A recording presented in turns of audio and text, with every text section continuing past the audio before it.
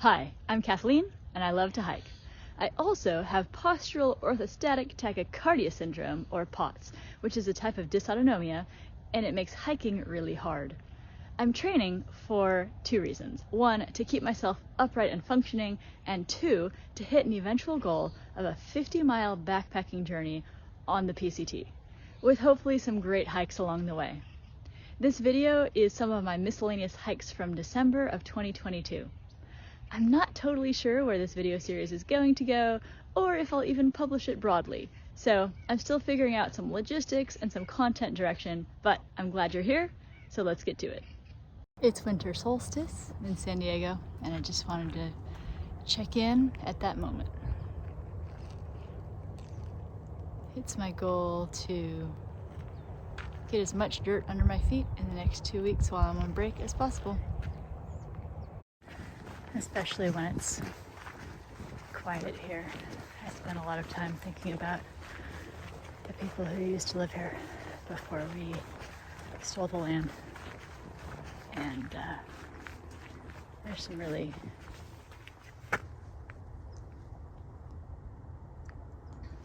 neat sights around here, like these grinding rocks.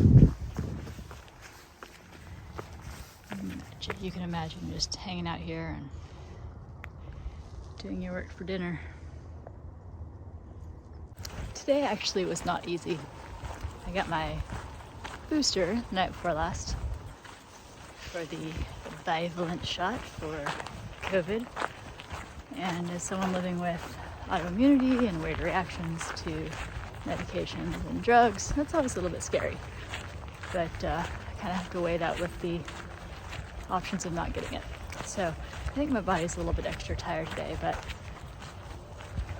I need to find my edges. So that's what I'm aiming for right now. Check out the sunset.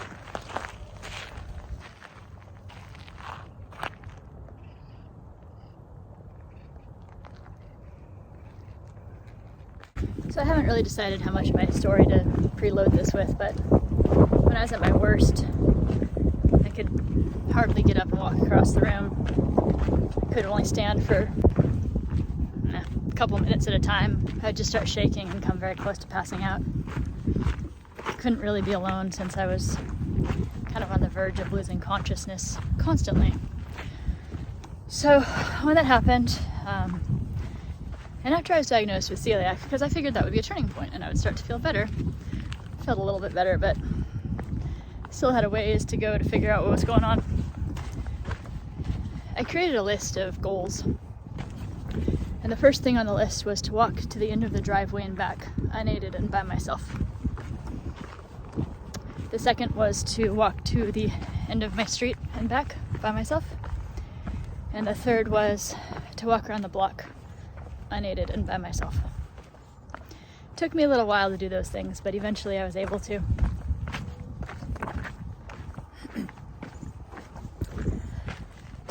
So once I was a little bit more upright, I started going for lots of walks. I couldn't really drive. It wasn't safe for me to drive. So I would be driven, and then we would walk around a little bit. A quarter mile, half mile, 1 mile. It was very exciting when I hit that 1 mile mark. So as I said, I've been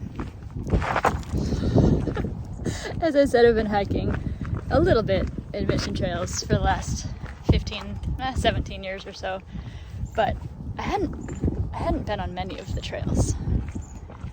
Turns out there's 100 miles of trails. I think it's 95, somewhere in there. But as I started to feel a little bit better in the, 2018, let's say, I decided that I wanted to walk every single trail in Mission Trails. Considering I could only do 1-2 miles at a time when I started, I knew that was going to take a while. Anytime my arm is above my heart, it loses blood, so I can't hold it up for very long. So I printed myself out a map of the park, and I started highlighting trails that I'd been on. And it took me, honestly, that first time, it took me a better part of 2 years. But at the end of 2019, I kind of packed the last few days of the year with some big hikes, and I was able to do the entirety of Mission Trails Park, both Mission Trails proper and the north extension. I'll put a graphic up of that map of all of the trails. But sometime during that, Mission Trails launched something called the 5 Peaks Challenge. And anyone who registered and took a picture of themselves at each of the 5 peaks, you get a certificate and a pin. And at that point, I didn't ever think I'd be able to make it to Piles because it's 7 miles round trip if you go the shorter way than I went today. But I did it, got my pin, got my certificate, and lots of self-confidence. It's Christmas 2022. This is on the PCT just south of Kwai Point. And I'm just out for a little walk because my knee is injured. I'm not entirely sure how it happened. It was not an acute injury, but it was sudden. So I think it was from my physical therapy, which I'm trying to get my back and hips straightened out. But it's a beautiful day. It's like, I don't know, 60 degrees right now. And there's little patches of snow here and there. But just checking in. So we made one more stop here on Christmas. Kept going up Sunrise Highway to Sunrise Trailhead. We're now technically in Onzabrego State Park. So this is La Cima Trailhead. Been able to put in a couple miles. Trying to go slow and easy with my knee. But can't complain.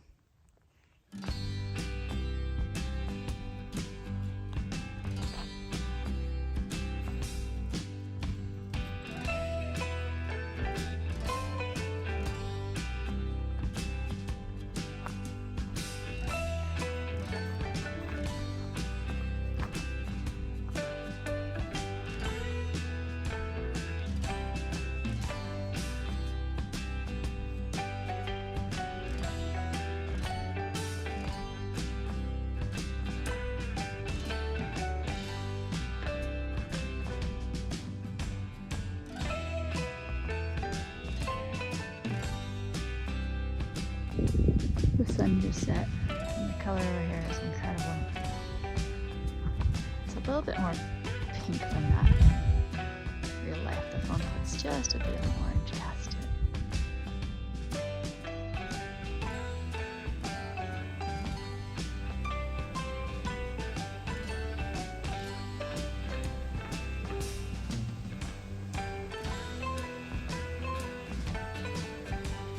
This is the Spring River Crossing at Mission Trails.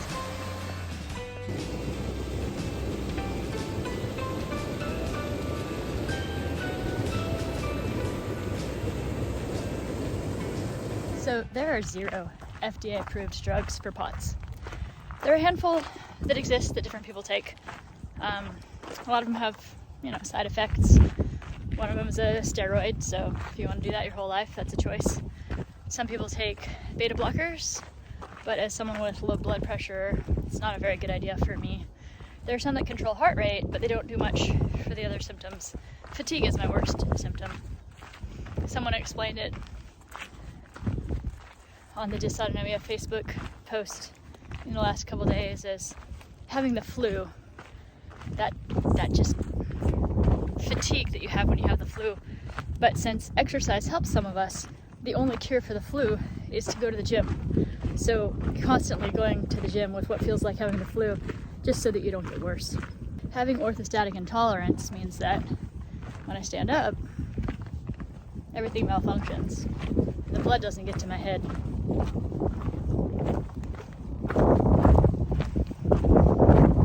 Makes it hard to think, makes it hard to have energy. But certain types of exercise help build your blood volume and help build stroke volume and help build a bit of tolerance to just being upright in the world.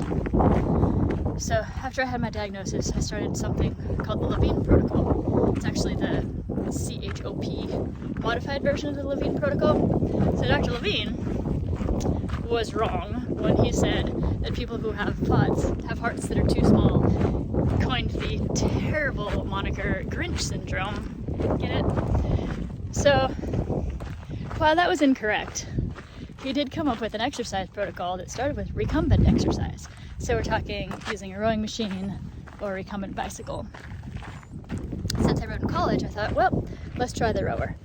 So I bought a water rower and I embarked on the 8-month-long protocol to get myself functional. And by functional, what I mean is that when I started, I really couldn't stand for more than a few minutes at a time. I needed lots of help with things, washing my hair, cooking, driving, things like that. And when I first got on my rower, I could only row for a minute or two. And day one, they want you to row for 3 minutes, which is a lot. So it took me 9 months to finish the modified Levine CHOPS protocol. So yeah, it took me 9 months to finish that 8-month modified Levine CHOPS protocol. I'll link that below for anybody who's interested. The important part of that is that it's recumbent exercise. So when my feet are out in front, my blood was more likely to be able to get to my heart. But most people with POTS have some level of exercise intolerance, which means, well, number one, we just can't do it. But number two, we don't recover as well. We don't recover normally. And some people, I had for a long time, really bad post-exertional malaise, which is a hallmark of chronic fatigue syndrome. I still get it sometimes, meaning sometimes I absolutely crash after hard exercise. More likely for me, it just takes longer than it does for most people to get back to baseline. The problem with that is if you get yourself in a cycle of crashing and exercising and crashing and exercising, that you don't make gains, because after you've not exercised for 5 days, you've lost the gains that you made. So my last cardiologist, who was fantastic, very involved with the dysautonomia community, but recently had to retire, drew me a chart. He was like, here's the deal. You're gonna feel good, and so then you're gonna do too much, and then you're gonna crash, and you're gonna be below where you were before. He said, so here's what I want you to do. Do more on the days that you don't feel like doing anything, and do less on the days that you feel okay, because then you can make steady gains. So I can't tell you how many times I've started over, but one of the things that happened while I was working on that, one of the things that happened while I was working on that modified Levine protocol, it's kind of boring to sit on a rower or eventually an elliptical for me. So what I started watching were videos of thru hikers, people who are hiking the Appalachian Trail, Continental Divide Trail, Pacific Crest Trail, and others like that. And I could watch their journey for months at a time. There's people out there 4 or 5 months, starting from scratch, having good times, having terrible times. But I felt like during those 8 months that I was on my protocol, I was able to watch other people who were struggling with months of a seemingly impossible goal for some. They say hike your own hike. It's different for everybody. Some people naturally have more ability to get in shape, whether it's the means or the metabolism. For me, now as an adult, even though I was a really active, in shape kid, I was an athlete, gymnast, soccer player, rock climber, rower. For me, it means I need to do less on the days that I want to do more, and more on the days that I want to do less. And accept that that means that there are going to be some days where I'm going to be curled up in fetal position, unable to work, barely able to care for myself. But that means that other days I'll be out here doing this.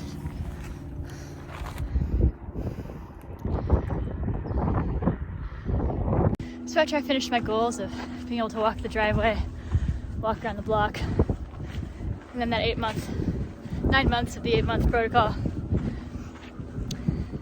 I started to think about what other things I wanted to do, especially the things that I didn't think I could do. All right, so I want to get back to the idea of goals.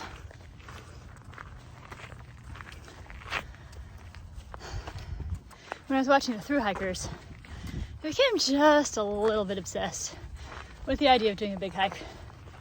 Now I know that I don't have the physical or financial means to do a thru hike,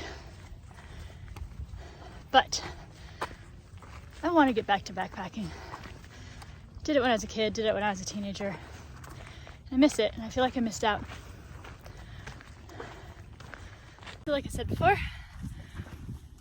my next goal is to hike a 50 miler, my own 50 miler, without the scouts or anything like that, just mine. I can't really do that unassisted, so I found a place at the beginning of the PCT where I can have some friends help out, meet me in the evening to replenish food and water. I'm on a medical diet, so I can't just grab regular backpackers meals. I have to have a lot of fresh food, and I'm very limited on what I can eat. I'm also on a ketogenic diet, so gotta watch the sugar and the carbs. So it's the end of November. I've been skimming this since June, and I'm just now talking about it to people other than 3 of my closest friends. My goal is in May, when I'm on a break from school. I'm working on my doctorate right now in music. So in May, when I have a week off, it's my plan to do my 50 miler. So that is what I'm training for right now. It's hard saying that out loud, because when you put a goal out loud, it just makes the stakes feel a little bit higher, the risk of failure more public. But that's what I'm aiming for.